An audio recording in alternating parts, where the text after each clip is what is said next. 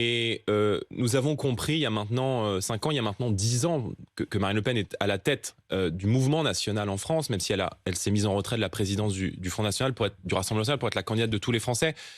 Cette volonté de rassurer, cette volonté de rassembler. Or, je pense qu'on a fait depuis 10 ans beaucoup de travail sur le programme, sur le fond, sur le sérieux de nos propositions. Évidemment que la question civilisationnelle que Il y a plus pose de Éric brutalité chez Zemmour... vous? Non, je ne le crois pas. Il y a de la fermeté. Mais nous, à la différence d'Éric Zemmour, on ne confond pas la brutalité et la fermeté. Ce que fait Éric Zemmour, euh, moi j'ai regardé ça de manière très bienveillante au début, parce que ce qu'a fait Éric Zemmour, c'est ce qu'a fait le Front National il y a 30 ans. Sauf que la stratégie qu'il met en œuvre, une forme de brutalité, de caractère un peu excessif des propos, des déclarations, ne le permet pas d'abord de se qualifier au second tour de l'élection présidentielle. On le voit bien dans Enfin, les pardon, sondages. aujourd'hui, vous êtes Et exactement... surtout, Non, non, alors, et regardons surtout les sondages ensemble. Regardons les sondages ensemble. Les sondages, de les derniers l'emporter au second sondages... tour. bah oui, mais vous non plus. Second tour, Macron-Le Pen, on est sur des marges d'erreur qui sont très très proches. On est sur du 45-55, c'est-à-dire sur du 50-50 avec les marges d'erreur. Sur des seconds tours, Zemmour, Macron gagne à plat de couture à près de 65%. Parce que, je veux dire, Éric Zemmour suscite tellement de rejet, il suscite tellement de caricatures et de brutalité qu'il ne permet pas de rassembler une majorité de Français. Or, je pense qu'on n'a plus le temps d'attendre.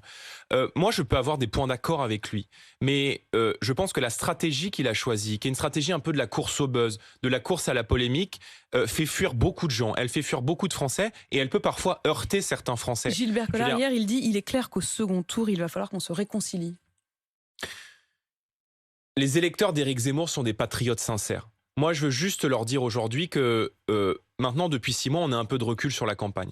On voit que Marine Le Pen est aujourd'hui la candidate patriote, la candidate du camp national, la mieux placée à la fois au premier tour et au second tour. Si voter Éric Zemmour pour affaiblir Marine Le Pen, comme c'est la volonté de certains autour d'Éric Zemmour, Gilbert Collard le dit clairement, il est parti du Rassemblement national, il dit moi je m'en fous qu'on gagne ou qu'on gagne pas, moi ce qui m'intéresse c'est la recomposition après l'élection présidentielle de la droite. Donc nous on n'est pas là-dedans, nous on considère qu'il y a une urgence aujourd'hui civilisationnelle, une urgence du pouvoir d'achat, une urgence politique qui fait que nos idées doivent arriver au pouvoir. Si voter Éric Zemmour pour affaiblir Marine Le Pen permet de qualifier au second tour de la présidentielle Emmanuel Macron ou Valérie Pécresse, c'est-à-dire des clones, c'est-à-dire pour nous exactement la même chose, et bon courage si vous arrivez à me trouver 3 différences entre Valérie Pécresse et Emmanuel Macron. Alors je pense que beaucoup d'électeurs patriotes vont se réveiller avec la gueule de bois.